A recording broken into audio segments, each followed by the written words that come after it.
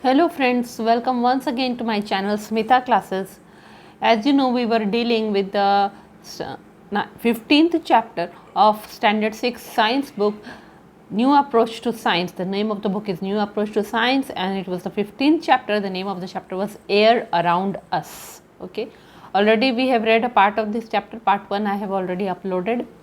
We were dealing with composition of air and we have read that many gases are present in air and the major portion is covered by nitrogen. What are the uses of nitrogen for plants and animals? We have read that also. Now today we will read about oxygen. Air contains 21% oxygen by volume. It is the backbone of almost all life forms. Whether humans, animals or plants all depend on oxygen for their survival. Where there is less oxygen, people carry oxygen cylinders with them. For example, mountaineers, scuba divers, fighter pilots and patients in hospitals use oxygen cylinders for breathing. Moreover, oxygen supports burning, which means nothing can burn in the absence of oxygen. देखिए हम लोगों ने पढ़ा कि nitrogen 78% जितना अगर air जो है वो 100% है तो 78% नाइट्रोजन होता है और ऑक्सीजन 21% होता है बाय वॉल्यूम, है ना। एयर का अगर टोटल वॉल्यूम जो होगा उसका 21% जो है पार्ट ऑक्सीजन रहेगा। जितने भी जीवित प्राणी हैं सबकी रीढ़ की हड्डी है, सबका बैकबोन है क्या? ऑक्सीजन। जिस तरह हमारा बैकबोन नहीं रहेगा तो हम गिर पड़ जाएंगे, उसी तरह अगर ऑक्सीजन नहीं मिले तो सारे लिविंग बींग्स जितने जीवित प्राणी हैं सब सरवाइव नहीं कर पाएंगे। चाहे वो ह्यूमन बींग्स हो, एनिमल्स है, प्लांट्स है, सब डिपेंड करते हैं ऑक्सीजन पर अपने जीवित रहने के लिए। ठीक है, जहाँ पे कम ऑक्सीजन होता है, ऑक्सीजन कहाँ पे कम होता है? जहाँ जहाँ एटमॉस्फेयर थिन होता है या वाटर में, ठीक है, तो वहाँ पे ह्यूमन बींग्स क्या करते हैं? अपने साथ ऑक्सीजन सिलेंडर ले जाते हैं। जैसे कि जो माउंटेनियर्स है, जो ऊंचे ऊंचे ट्रैकिंग करते हैं, ऊंचे ऊंचे पहाड़ों पे चढ़ते हैं, तो ऊपर ऊपर क्या है कि एयर का डेंसिटी कम होता है, एयर कम घना रहता है, तो वहाँ ऑक्सीजन की मात्रा भी कम रहती है। तो इसीलिए वो लोग ऑक्सीजन सिलेंडर ले जाते हैं क्योंकि उनको सांस लेने में कठिनाई होने लगती है। इसी तरह जो स्कूबा ड्राइवर्स होते हैं, यानी कि जो पानी में डाइविंग करते हैं, बहुत समुद्र में, महासागर में नीचे नीचे काफ़ी नीचे तक जाते हैं, वो लोग भी क्या करते हैं? अपने साथ ऑक्सीजन सिलेंडर ले जाते हैं, क्योंकि हम लोग तो डिज़ोल्व्ड ऑक्सीजन ऑफ वाटर, हम लोग we can not use dissolved oxygen of water, so they take oxygen cylinders along with them. ठीक है, सिमिलरली जो फाइटर पायलट्स होते हैं, है ना, जो पायलट्स होते हैं जो कि फाइटर जेट्स चलाते हैं, वो जब बहुत ऊपर जाते हैं तो उसमें जो है प्रेशर का बहुत डिफरेंस होता है, एयर प्रेशर का डिफरेंस, तो उस समय भी उनको ऑक्सीजन की कमी होती है और वो बहुत स्पीड में जाता है फाइटर पायलट प्लेन्स जो, तो वो लोग भी वहाँ पे ऑक्सीजन सिलेंडर्स यूज़ करते हैं। ठीक है, आपने कई बार वीडियोस में देखा होगा कि जो फाइटर जेट्स के पायलट्स हैं वो ऑक्सीजन सिलेंडर लगाए हुए रहते हैं। इसी तरह हॉस्पिटल में पेशेंट्स को भी कई बार ऑक्सीजन दिया जाता है जब वो उनको सांस लेने में दिक्कत होने लगती है या फिर कोई सर्जरी हो रहा होता है, उसमें उनको ऑक्सीजन सिलेंडर उनके नॉस्ट्रिल के थ्रू ऑक्सीजन उनके बॉडी में सप्लाई किया जाता है। ठीक है, और क्या है, और ऑक्सीजन का क्या फंक्शन है? Oxygen supports burning. कोई भी चीज़ को जलने में मदद क्या करता है? ऑक्सीजन मदद करता है। यानी अगर ऑक्सीजन नहीं रहेगा हमारे पृथ्वी के ऊपर तो कोई भी चीज़ जल नहीं पाएगी, है ना। कंबशन जो होता है, जलने की प्रक्रिया, वह नहीं हो पाएगी। जैसे कि एक कैंडल है, आप उसको लाइटन कर देंगे, कैंडल जल रही होती है, आप उसके ऊपर एक ग्लास ढक देंगे तो कुछ समय तक कैंडल जलती रहेगी। उसके कुछ समय बाद क्या होगा? कैंडल बुझ जाएगी। क्यों? क्योंकि जब तक उस ग्लास के भीतर जो है ऑक्सीजन है, एयर है, उसमें से जो ऑक्सीजन है उसको कैंडल यूज़ कर रहा है, फिर जैसे ही ऑक्सीजन यूज अप हो जाता है उसके बाद वह बुझ जाता है।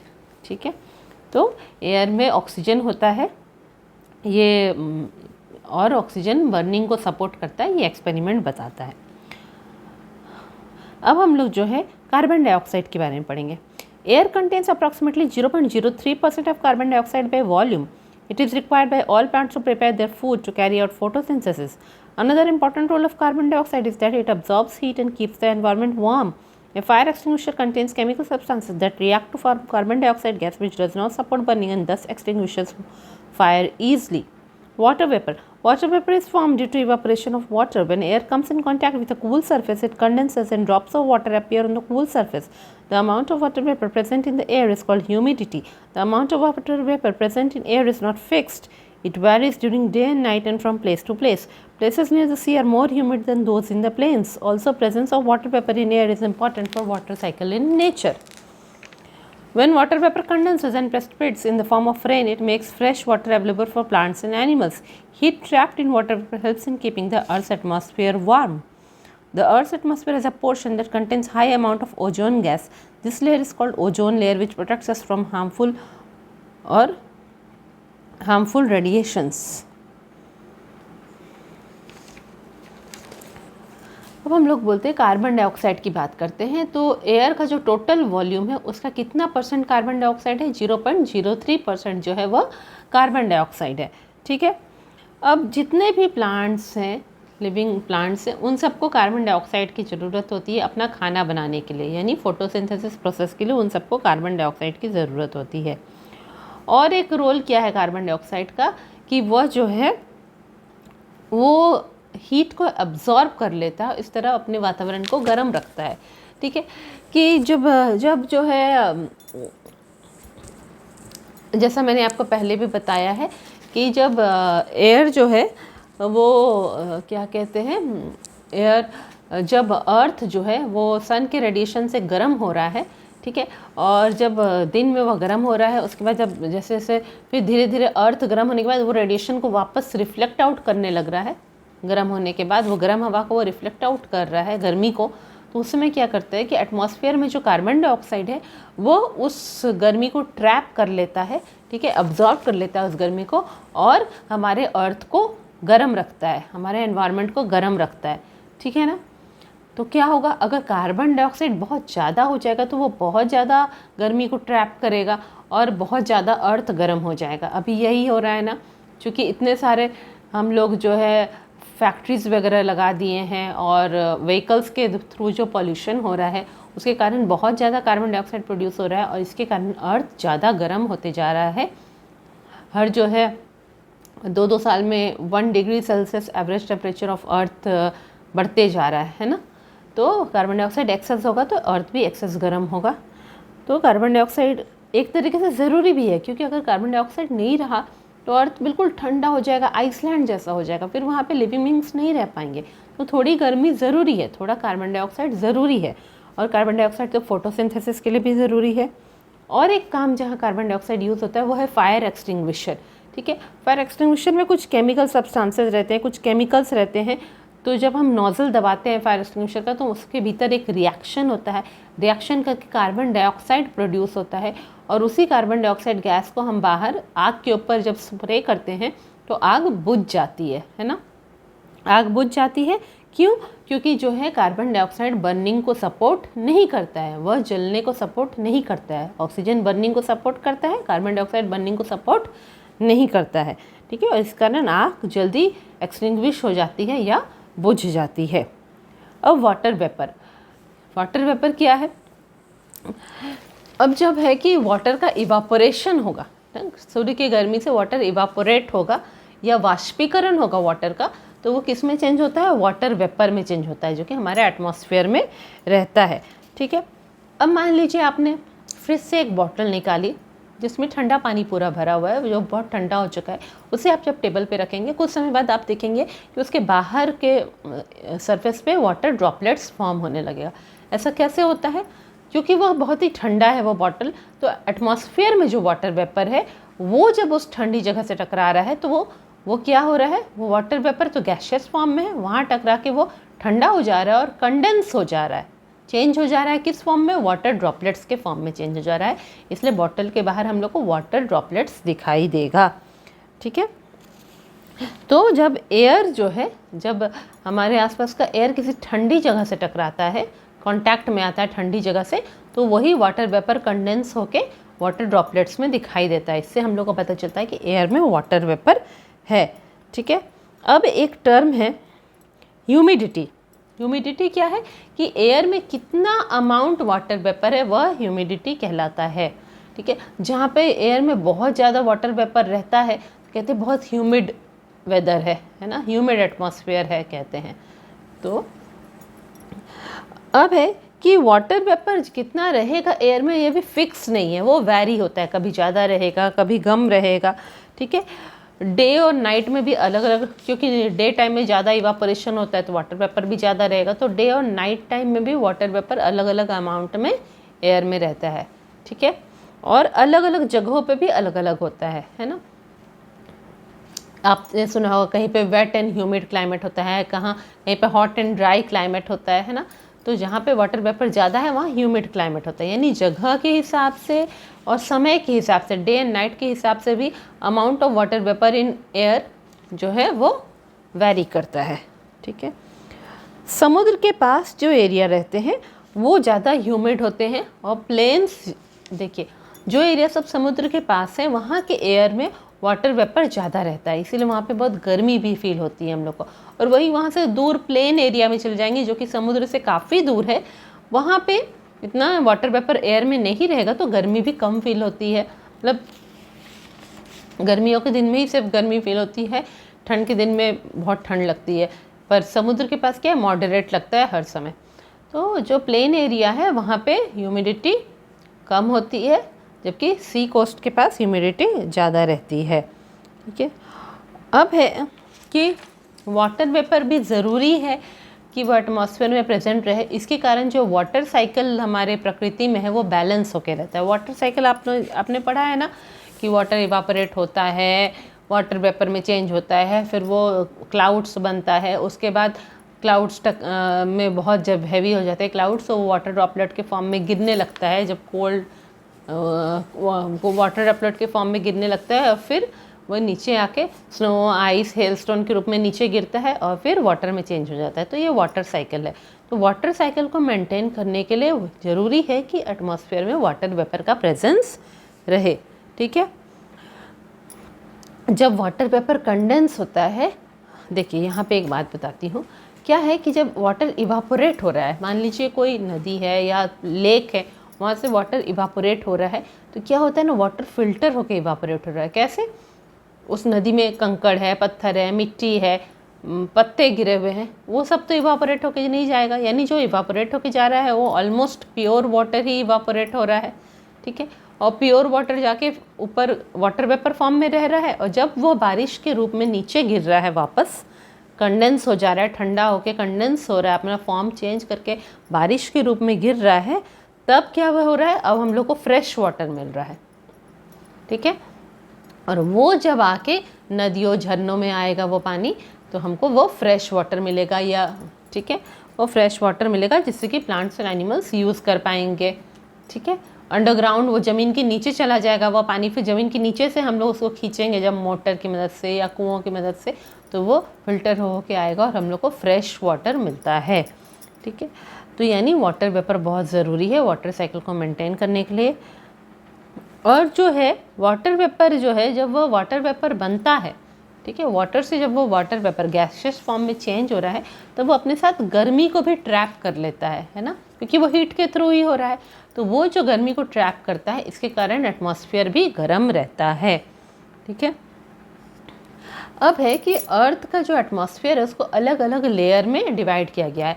तो एक पर्टिकुलर लेयर है अर्थ का, जहाँ पे कि जिसको कि ओजोन लेयर कहते हैं, ठीक है।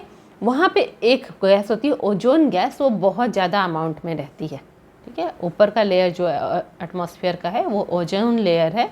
आप लोग आगे पढ़ेंगे कि अलग अलग स्फीयर्स ऑफ एयर होता है, स्ट्रेटोस्फीयर, ट्रोपोस्फीयर, ऐसे ऐसे पढ़ेंगे। तो वो ओजोन लेयर है जहाँ पे कि ozone gas, O3 gas, oxygen का 3 एटम रहेगा। तो ओजोन लेयर में ओजोन गैस बहुत ज़्यादा अमाउंट में रहता है, ठीक है। और एक तरह का लेयर बना के रहता है, वहाँ पे ओजोन लेयर होता है। और ओजोन लेयर बहुत ज़्यादा ज़रूरी है हमारे अर्थ के लिए। क्यों? क्योंकि ओजोन लेयर जो है सन का जो हार्मफुल अल्ट्रावायलेट रेज होता है उसको अर्थ में आने नहीं देता है।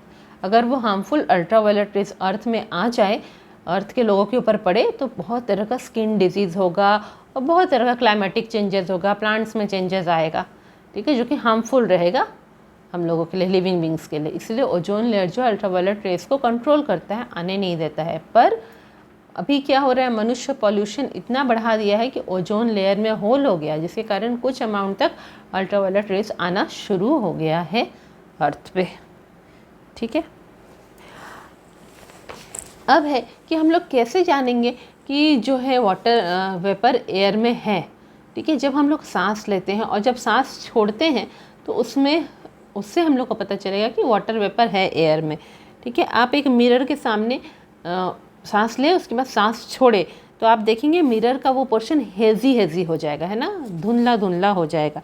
इससे क्या पता चलता है कि जो सांस हमने बाहर छोड़ी है, एक्सेल की है, जो हमने ब्रेथ अपना एक्सेल किया है, उसमें वाटर वेपर था, जिसके कारण वो वहाँ मिरर में जाके हेजी हो गया है। इसी तरह हम लोग को ऐसे भी पता चलता है, ठंडे वाटर बॉटल के बाहर वाटर ड्रॉपलेट्स बनने लगता है, उससे भी पता चलता है कि वाटर वेपर है एयर में, ठीक है।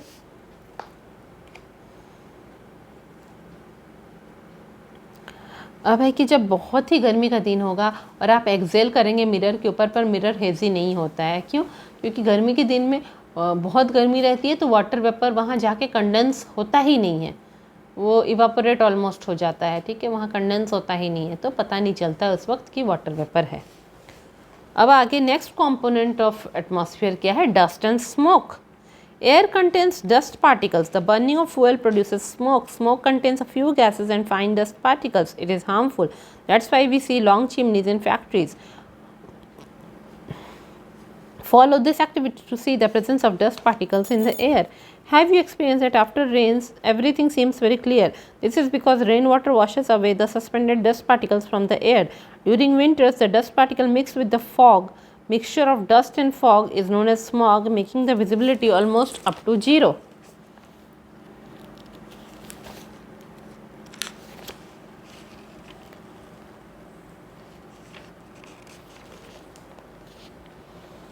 नेक्स्ट है presence of air in water, ठीक है। तो डस्ट एंड स्मोक, अब एयर में तो हम लोगों ने बहुत सारे गैसेस के बारे में पढ़ लिया।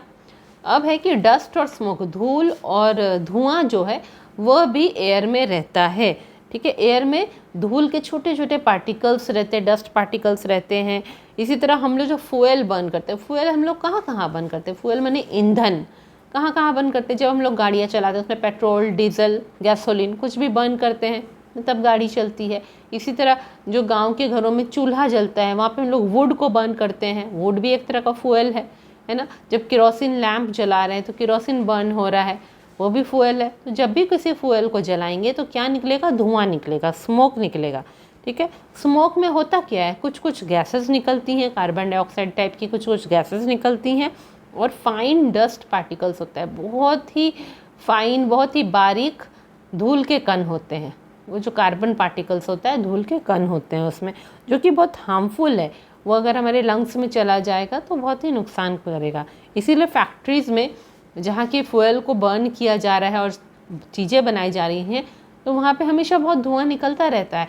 वो धुएं को बाहर निकालने के लिए फैक्ट्री में बहुत ही लंबे लंबे चिमनी होते हैं, जो कि धुएं को अपर लेयर ऑफ एटमॉस्फेयर में निकाल दे, नीचे अर्थ पे आने नहीं दे, क्योंकि वो हार्मफुल होता है। आप किसी रूम का डोर्स और विंडोज़ बंद कर दे, ठीक है, और रूम को पूरा डार्क कर दे, लाइट्स ऑफ कर दे।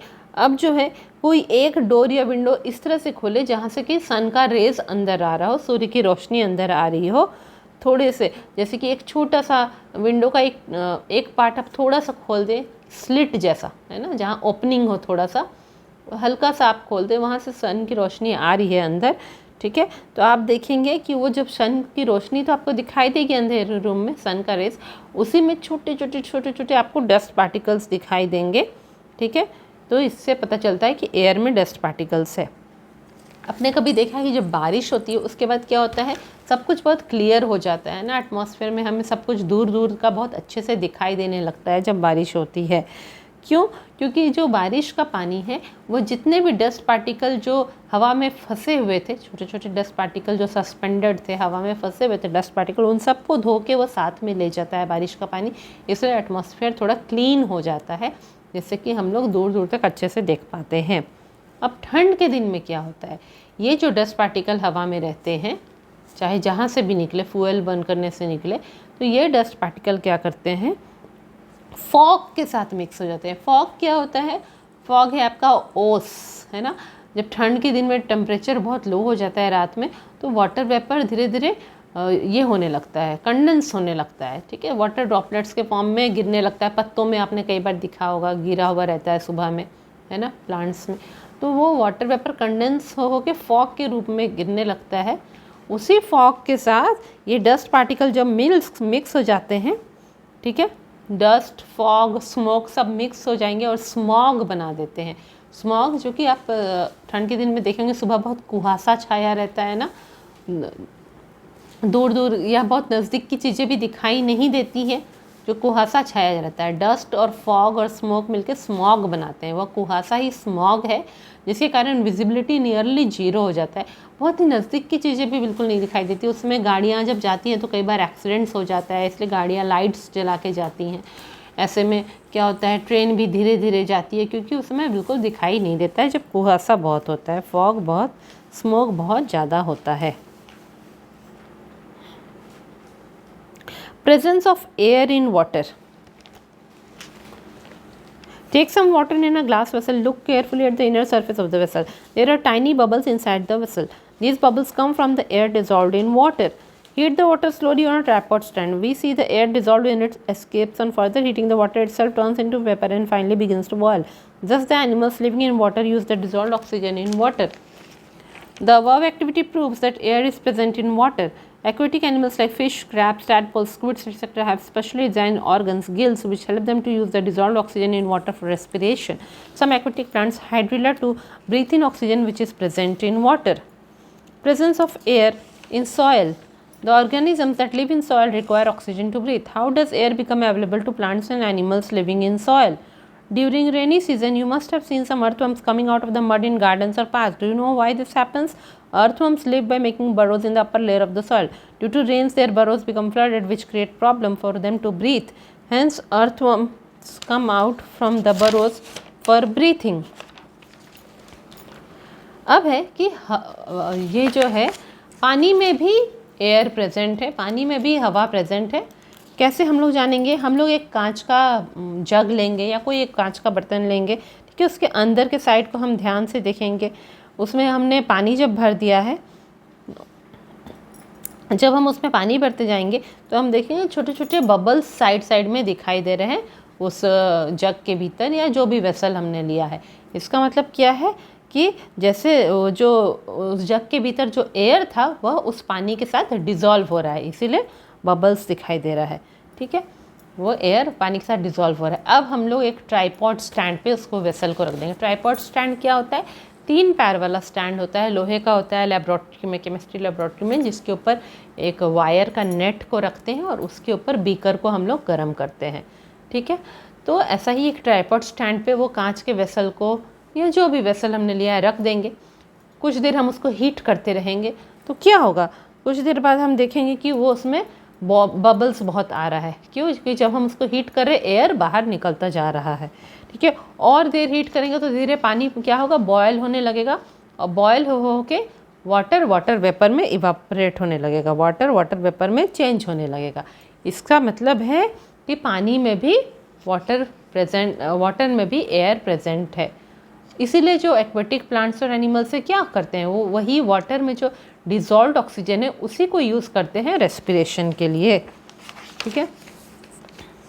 तो ये जो हमने एक्सपेरिमेंट किया इससे हम लोग को पता चलता है कि पानी में एयर रहता है।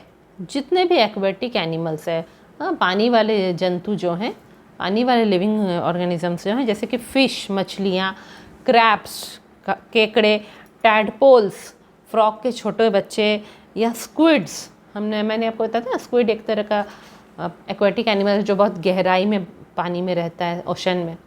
तो ये सब क्या करते हैं, ये सब डिज़ोल्व्ड ऑक्सीजन को यूज़ करते हैं सांस लेने के लिए, ठीक है। वाटर में डिज़ोल्व्ड ऑक्सीजन को यूज़ करते हैं। उन सब की बॉडी के भीतर गिल्स रहता है जो कि उनको हेल्प करता है कि वो वाटर में जो डिज़ोल्व्ड ऑक्सीजन है उसको यूज़ कर सके रेस्पिरेशन करने के लिए। कुछ एक्वेटिक प्लांट्स भी, ज़्यादातर एक्वेटिक प्लांट तो ऐसे सरफेस के ऊपर फ्लोट करते हैं तो वो तो एयर का ऑक्सीजन को यूज़ कर लेते हैं, पर कुछ एक्वेटिक प्लांट जो पूरी तरह से पानी में डूबे हुए हैं, जैसे कि हाइड्रिला है, वो भी वो डिज़ोल्व्ड ऑक्सीजन को ही वो यूज़ करता है सांस लेने के लिए, ठीक है। अब presence of air in soil, मिट्टी में भी हवा प्रेजेंट है, ठीक है।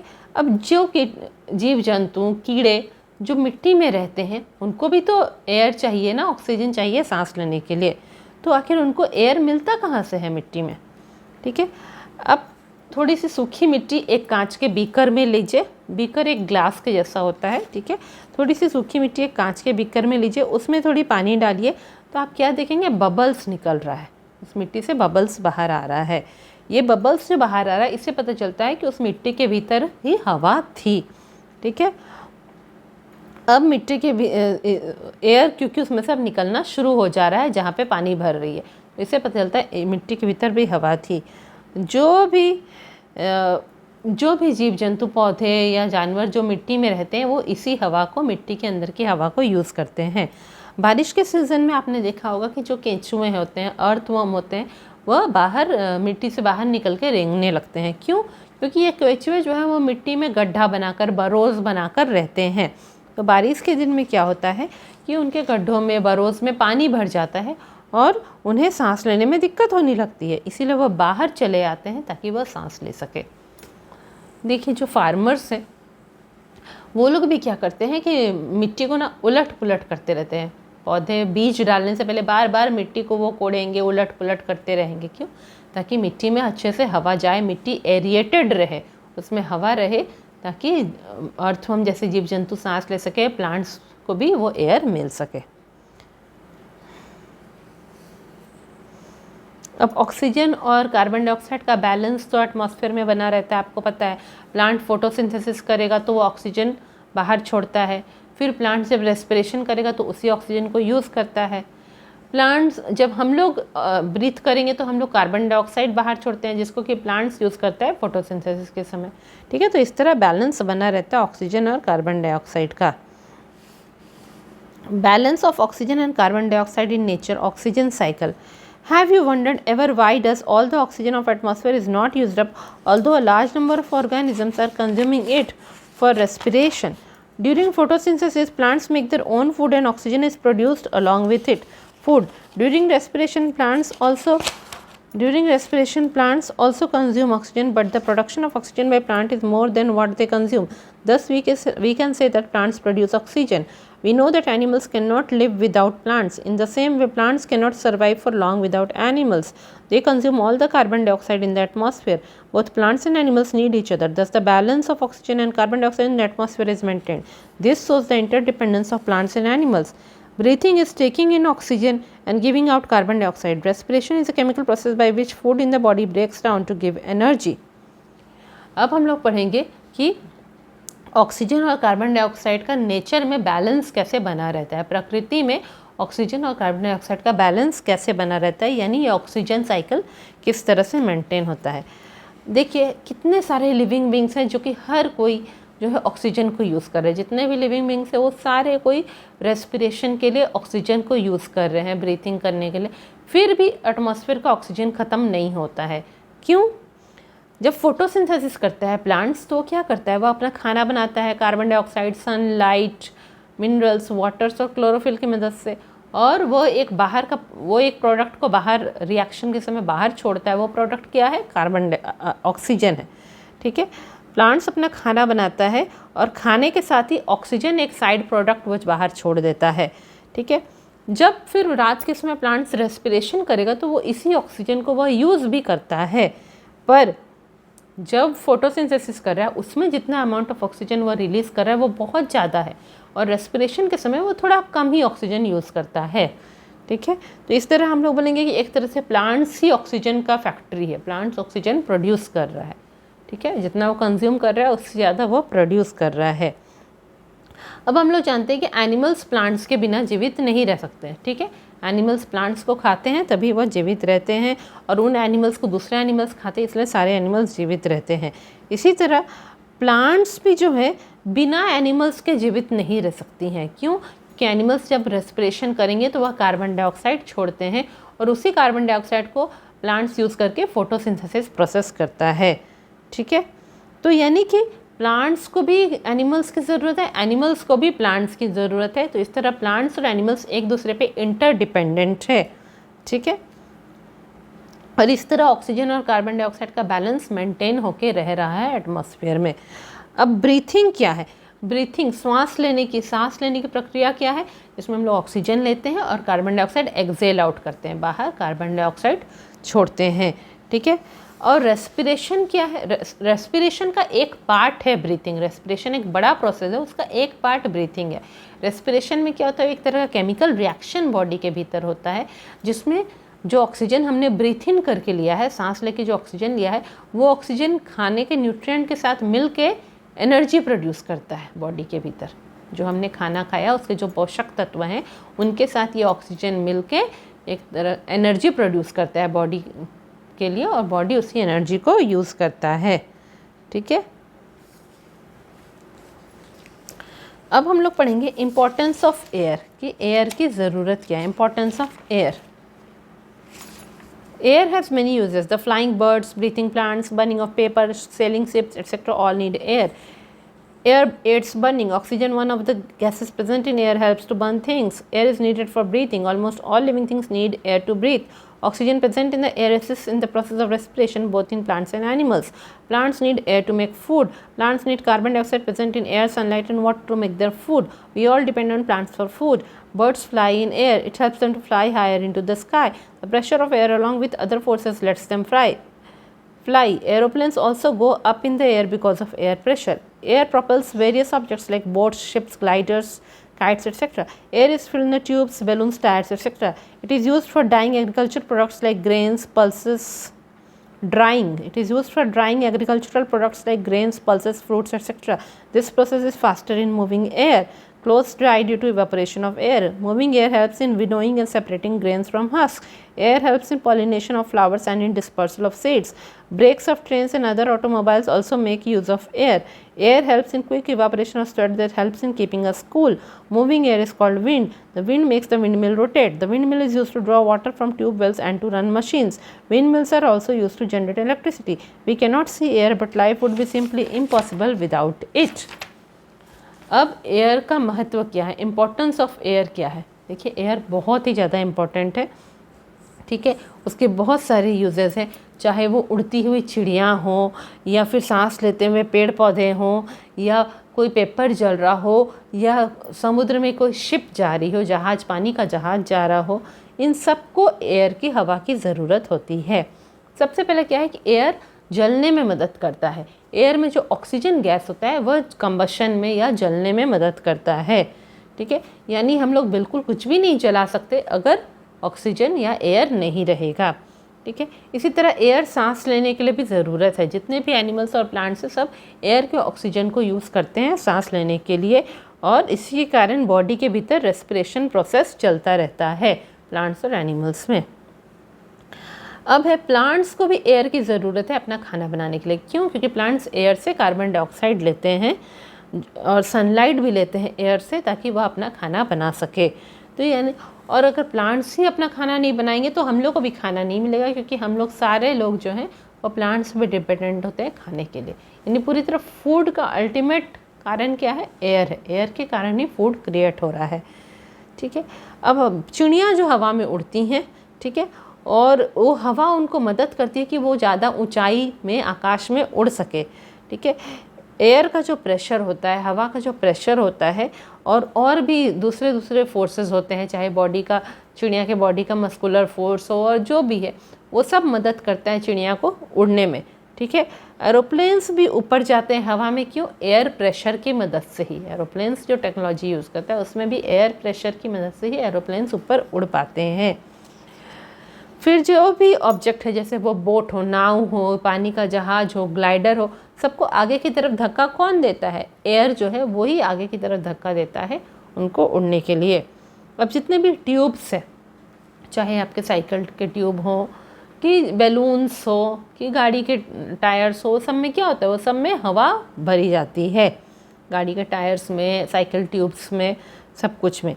इसी तरह जितने भी एग्रीकल्चरल प्रोडक्ट्स होते हैं, खेतों से जो फसल जो उपज के आ रही है, जैसे कि ग्रेन्स है ना, फूड ग्रेन्स जितने हैं, वीट, राइस, जो भी फूड ग्रेन्स है, पल्सेस है, तरह तरह की दालें जो हैं, या फिर सब्जियां जो हैं, वेजिटेबल्स हैं, या फ्रूट्स हैं, जो भी हैं, उन सबको सुखाने के लिए क्या करता है? एयर का मदद होता है। जब मूविंग एयर हो, एयर अगर बह रही है तेज़ी से तो जल्दी जल्दी चीज़ें सूख जाती हैं, ड्राइंग में वो मदद करता है। कपड़े सूखते हैं क्यों? क्योंकि एयर में इवापोरेशन अच्छी तरीके से होता है। जैसे अगर एयर बहती रही, हवा तेज़ चलती रही तो कपड़े जल्दी जल्दी सूख जाते हैं। इसी तरह एक विनोइंग होता है। देखिए, जब किसान जो है खेतों से फसल काट के लाते हैं तो जो मान लीजिए चावल के दाने हैं, चावल के दाने तो अपने कवर के भीतर रहते हैं, ठीक है, और साथ में पत्ते भी आते हैं, छोटे छोटे पत्ते आ जाते हैं, सूखी हुई घास आ जाती हैं। तो किसान क्या करते हैं कि पहले तो उनको कूट कूट देते हैं और उसके बाद उसको ज़ोर ज़ोर से ऊंचाई पे खड़े हो के जिसे हम लोग सूप कहते हैं, ठीक है, एक तरह का वेसल होता है, उसमें लेके वो ऐसे ऐसे ऐसे करके हवा में हिलाते हैं ऊंचाई पे खड़े होके। तो जब उड़ उड़ के जो नीचे गिरता है तो एक तरफ जो है फूड ग्रेन्स इकट्ठा हो जाता है, एक तरफ सूखी घास और उसका कवर जो है वह गिरता है। तो इस प्रोसेस को विनोइंग कहते हैं कि इस तरह ग्रेन्स को सूखी घास और छिलकों से अलग किया जाता है, ठीक है। तो विनोइंग हस्क से अलग किया जाता है। हस्क क्या होता है? वही सूखी घास होती है या पुआल जिसको हम कहते हैं, या ग्रेन्स के जो छिलके होते हैं उन सब से उनको अलग किया जाता है। तो उसमें भी एयर की ज़रूरत होती है। अब पॉलिनेशन देखिए पॉलिनेशन क्या है? जब पौधों में क्या है, एक जो पॉलन ग्रेन्स है उसको ट्रांसफ़र करना पड़ता है एक पार्ट ऑफ द फ्लावर से दूसरे पार्ट ऑफ द फ्लावर में। तो वह कई बार हवा की मदद से होती है। हवा जब तेज़ से उड़ती है तो वो जो पॉलन ग्रेन्स है वो one part of the plant से दूसरे पार्ट ऑफ द प्लांट में अपने आप उड़ उड़ के आ जाते हैं। इसी तरह जो बहुत ही हल्के हल्के सीड्स होते हैं वो भी उड़ उड़ के हवा की मदद से दूर दूर चले जाते हैं, जिसके कारण जो है नई नई जगह पे ही वह पौधे उग जाते हैं, ठीक है। तो डिस्पर्सल ऑफ सीड्स को इधर उधर बिखेरने में और साथ ही पॉलन ग्रेन्स को एक पार्ट ऑफ प्लांट से दूसरे पार्ट ऑफ प्लांट में ट्रांसफ़र करने के लिए भी हवा की ज़रूरत पड़ती है। इसी तरह कुछ कुछ गाड़ियाँ हैं जैसे ट्रेन्स हैं, वो सब भी एयर के को ही यूज़ करते हैं अपना ब्रेक्स को लगाने के लिए, ब्रेक लगा के गाड़ियों को रोकने के लिए वहाँ पे एयर को एक टेक्निक से यूज़ किया जाता है। इसी तरह हम लोग को जब स्वेटिंग होती है, गर्मी के दिन में पसीना आता है और हम अगर फ़ैन के नीचे बैठ जाए तो हमारा स्वेट जल्दी सूख जाता है, पसीना सूख जाता है और हमें ठंडा ठंडा फील होता है। तेज़ बहती हुई हवा को क्या कहते हैं? विंड कहते हैं। अब आपने देखा होगा विंड मिल, है ना, विंड मिल ज़्यादा कहाँ दिखते हैं? कोस्टल एरियाज़ में, सी के पास ज़्यादा दिखाई देता है, गुजरात आसपास के एरिया में। तो विंड मिल कैसे रोटेट करता है? उसका जो ब्लेड्स है वो कैसे रोटेट करेगा? जब मूविंग एयर होगा, विंड उड़ेगा, है ना, जब हवा बहती हुई आएगी तो विंड मिल का ब्लेड्स रोटेट करेगा। जो विंड मिल्स का ब्लेड रोटेट करता है, ठीक है, तो उससे क्या होता है, आसपास जो ट्यूब वेल है जिससे उसको कनेक्ट किया गया है, तो जैसे जैसे विंड मिल का ब्लेड्स रोटेट होगा तो आसपास के ट्यूब वेल से पानी खींच के बाहर आएगा, ठीक है, विंड मिल के रोटेट होने से। साथ ही साथ बहुत सारे मोटर कनेक्टेड रहते हैं विंड मिल से, तो जैसे जैसे विंड मिल रोटेट होगा मशीन चलेगी। और बहुत जगह पे क्या होता है कि ग्राइंडिंग मशीन्स होती हैं जहाँ पे कि राइस को ग्राइंड करके राइस पाउडर में चेंज करेंगे, तो वो सब विंड मिल्स की मदद से ही होता है, ठीक है। मशीन्स चलती है, विंड मिल्स का ब्लेड्स रोटेट होता है, मशीन चलती है, मोटर चलता है और राइस ग्राइंड होता है। इसी तरह विंड मिल के रोटेट होने से इलेक्ट्रिसिटी भी प्रोड्यूस की जाती है। हम लोग हवा को देख नहीं सकते पर पूरा हमारा जीवन हवा के बिना ही इम्पॉसिबल है, असंभव है ना, बिना हवा के हम लोग हमारा जीवन जी नहीं सकते हैं। Air pollution, the social environment that humans have created is polluting the atmospheric air continuously. For example, vehicles plying on the roads, the running of industries, burning of waste products, etc. cause air pollution. When waste products mix with air, it is termed as air pollution. The waste products that mix with air are known as pollutants. The ways in which man pollutes the air: the running of vehicles release major pollutants into the air. The burning of waste produces harmful gases which pollute the air. When fuels like wood, charcoal, kerosene, LPG are burned, they cause pollution. Industries are the major source of air pollution. Cigarette smoke too pollutes air. Man's lifestyle today has become the major factor for causing pollution on earth. Polluted air leads to many chronic diseases, particularly breathing disorders. ठीक है, तो अभी तक हमने air के composition के बारे में पढ़ा, है ना, एयर के इम्पोर्टेंस के बारे में पढ़ा। अब हम लोग एयर पोल्यूशन के बारे में पढ़ेंगे, एयर प्रदूषण के बारे में, हवा का प्रदूषण, वायु प्रदूषण के बारे में हम लोग पढ़ेंगे कि एयर किस तरह पोल्यूटेड हो रहा है, दूषित कैसे हो रहा है। ठीक है, जो हमारा सोशल एनवायरनमेंट है, ये जो हमारा सामाजिक वातावरण है, यानी हमारे समाज में जो लोग सब मनुष्य जो काम कर रहे हैं उसके कारण जो है एयर पोल्यूटेड होता है और कंटिन्यूसली एयर पोल्यूट हो रहा है हमारे कामों के कारण। ह्यूमन बींग जो सोसाइटी में रहते हैं तो सोसाइटी में जो वह काम करते जाते हैं उसके कारण एयर कंटिन्यूसली पोल्यूट हो रहा है। एग्जाम्पल, हम आज स्कूटी चला के बाहर निकल गए रोड पे, बाइक चला के निकल गए तो क्या होगा, पोल्यूशन क्रिएट होगा, है ना। धुआं, जब फ्यूल बनेगा, जलेगा गाड़ी के भीतर तो जो धुआं और अलग अलग गैसेस निकलेंगे उससे एयर पोल्यूट हो रहा है, एयर दूषित हो जा रहा है, एयर साफ़ नहीं रह रहा है। इसी तरह इंडस्ट्रीज़ जो है, बड़ी बड़ी फैक्ट्रीज जब चलती हैं वहाँ से चिमनी से जो धुआं निकलता है उससे भी एयर पोल्यूट हो रहा है। इसी तरह वेस्ट प्रोडक्ट, हम लोग जो कचड़े वगैरह को जलाते हैं या प्लास्टिक्स को जलाते हैं उससे भी एयर पोल्यूटेड हो रहा है। इन सब के कारण एयर पोल्यूशन हो रहा है, एयर दूषित हो रहा है। जब हम लोग जो है जितना भी वेस्ट प्रोडक्ट है, ऐसे गैसेस है, ऐसा धुआं है, ऐसा डस्ट है जिसको कि एयर की ज़रूरत नहीं है और वो भी एयर में चला जा रहा है ना। जब हम लोग वो वेस्ट प्रोडक्ट जला रहे हैं या जैसे भी चिमनी से निकल के वो जब एयर में चला जा रहा है तो उसी को हम एयर पोल्यूशन कह रहे हैं।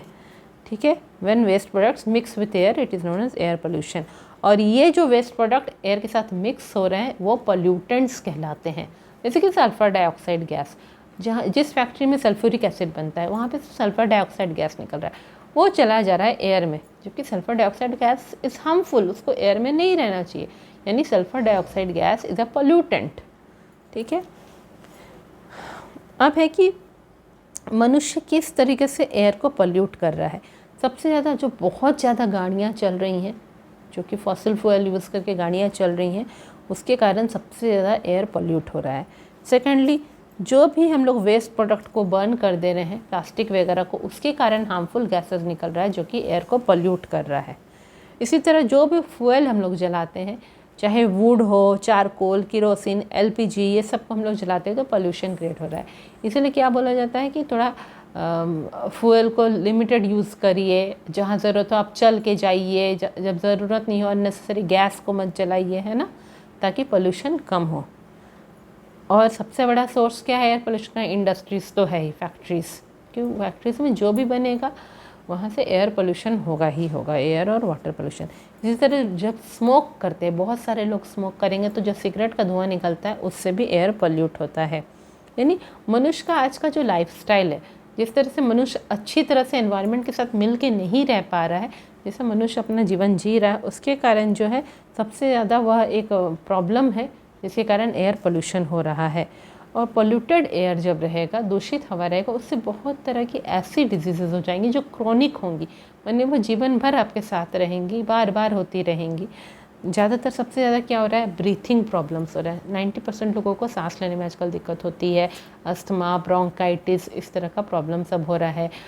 विज़न प्रॉब्लम हो रहा है, आँख ठीक से देख नहीं पा रही है, आँखों की शक्ति भी कम होती जा रही है, पोल्यूशन के कारण भी, रेडिएशन के कारण भी, जो हम लोग मोबाइल वगैरह ज़्यादा देखते हैं तो। ठीक है, तो ये सब जो है, ये सब अलग अलग तरीके हैं जिससे मनुष्य हवा को दूषित कर रहा है। ठीक है, अब आगे पढ़ेंगे। Can we help lessen air pollution? Yes, certainly. A few possible steps are given below, you can think of more on your own. Many people burn their domestic waste like scraps of paper, plastic wrappers, polythene bags, etc. Gather your friends and go from house to house educating people that how harmful it is for our environment to burn this waste. Tell them to use garbage bins for dumping garbage. If you know of any factory in a residential area or any factory causing too much of air pollution, write to the municipal corporation or Nagar Nigam about it. If you are going to school in a car, ask your parents to pick up children in your locality who are studying in your school or a nearby one. Try and explore if you could pool a car by which your parents and the parents of other children who use car could take turns to take children from your locality to school. Alternatively, use public transport school buses. Ask your teachers and principals to help you organize an awareness campaign to make people realize about the harmful effects of air pollution and how it can be curbed. Remember, we all can play a part in reducing air pollution only if we really want to. अब कौन से ऐसे तरीके हैं जिसकी मदद से हम एयर पोल्यूशन को, वायु प्रदूषण को कम कर सकते हैं? ठीक है, कुछ स्टेप्स हैं जो कि हम लोग कर सकते हैं अपने तरफ से। ठीक है। बहुत सारे लोग जो है अपने घर का कचरा जो है उसे जला देते हैं, चाहे वो कागज़ के टुकड़े हों, पत्ते हों, प्लास्टिक वेस्ट हो, ठीक है, पॉलीथीन के बैग हो, रैपर सब होता है जो रैप होके फूड पार्टिकल वगैरह कुछ आता है, फूड आइटम होगा या कुछ भी गिफ्ट्स रैपर्स होगा, वो सबको लोग जला देते हैं। उससे बहुत ही एयर पोल्यूशन होता है। इसलिए अपने सारे फ्रेंड्स को आप इकट्ठा करिए और हर एक घर में जाके समझाइए कि आप कचड़े को जलाइए नहीं, उसे आप डस्टबिन में फेंकिए।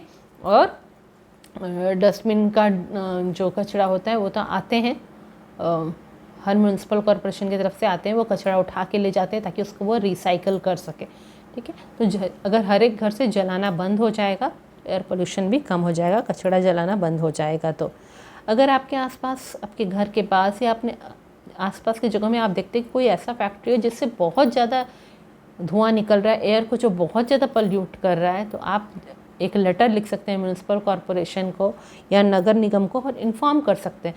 तो वो आके फैक्ट्री वालों को नोटिस देगा कि आप कुछ एयर फिल्टर लगाइए ताकि कम एयर पोल्यूट हो।